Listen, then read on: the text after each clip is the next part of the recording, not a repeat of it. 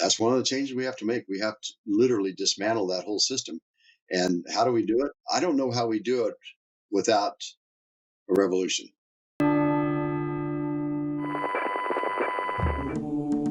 The power of our democracy.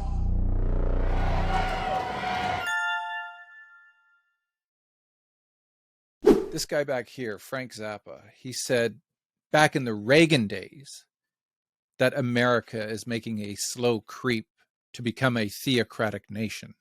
Mm-hmm. Do you think with the overturn of Roe v. Wade, we're getting a lot closer to seeing America become a theocratic nation? I do. And I think that with the Supreme Court as it's in its current form is going to be terribly destructive. Mm-hmm. They're not done yet, you're saying? No, I think that they're going to go after Obergefell. It seems like a very likely target.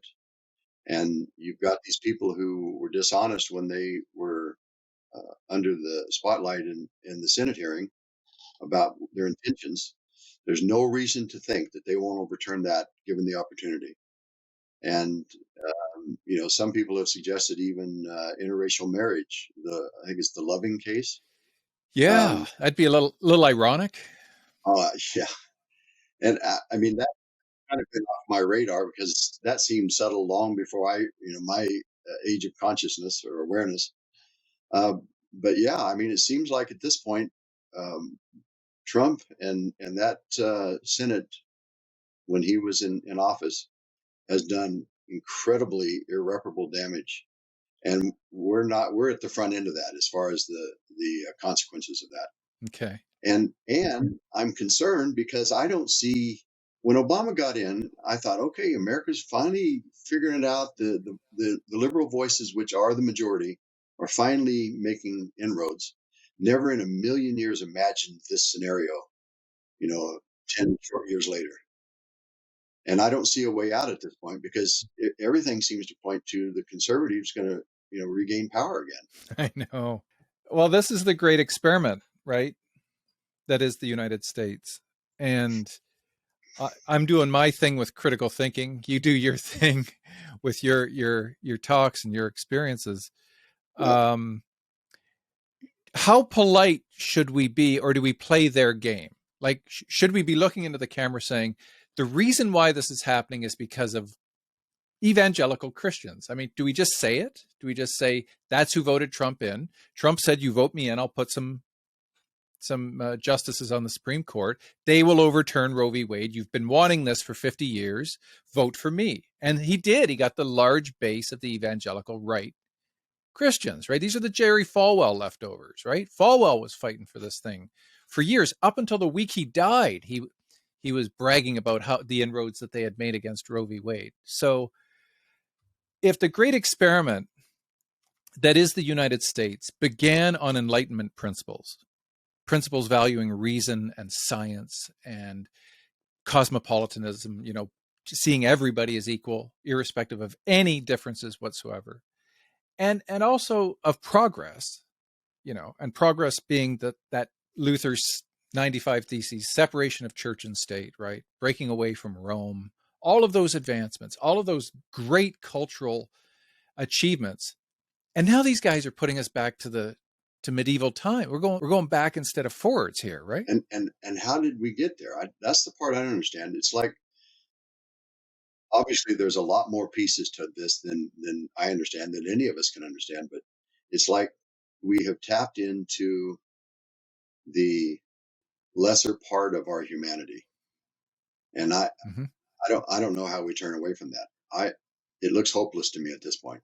Obviously it's not. Yeah. I mean, every society goes up and down. And to answer your specific question, Chris, I think we do all of those things. I think that we need to have voices that are just right up in their face.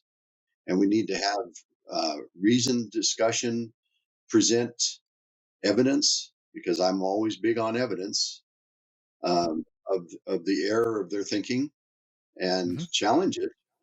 And we slowly start clawing back and winning back some of the enlightenment that we had at some point, right?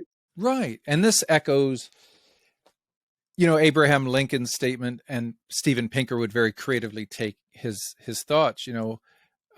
We must find people who are better angels of their nature, right? We must find people who put their personal goals and aspirations and those of their families and whatnot aside to become as Socrates, Plato basically said, politicians should enter their job with the clothes on their backs, and they should leave office with the clothes on their backs. We'll pay for your home, and we'll pay for your food, and you'll get a bit of a stipend or whatnot. But you should not be buyable, right? Ideally, the people we need in power are those that cannot be swayed so easily, whether it's the NRA, talking about gun control, whether it's saving your job to back an idiot like Trump, right? Whatever the reason is, if we had the right leaders, and I think that's what we're missing these days, is people are depressed because there's no leader they can. We had Obama, right? We had somebody who was a visionary. He was a philosopher. This guy was, he was different, and he was what America needed. And then you get this clown coming in that just turns everything upside down. And we're seeing the exact opposite of what we thought politics could become. Right. Well, and I think, because you were talking earlier about one aspect of it. I think that it's multifaceted, though, and that's one of the pieces. Is the system has changed and become so out of balance, and so that it's the powers, it's the money, it's the wealth that's going to make the decisions about what happens, what rules we play by in this country. And if when we're talking about change, like real change that'll be substantive and long lasting, that's one of the changes we have to make. We have to literally dismantle that whole system. And how do we do it? I don't know how we do it without a revolution. That's kind of where my mind goes. The whole thing has to be turned on its ear, and we have to start over. And that's one of the first things that I would say changes. You've got it. People cannot build wealth by holding public office. That would be one of the requirements, because then they become beholden to the money. And I'm with you. And another piece of that I think is, how do I put this? It concerns me, and it has for years, this preoccupation that we have in the Western world with individualism. Right. I have worried for years about the unintended consequences of that, moving too far that direction as a society.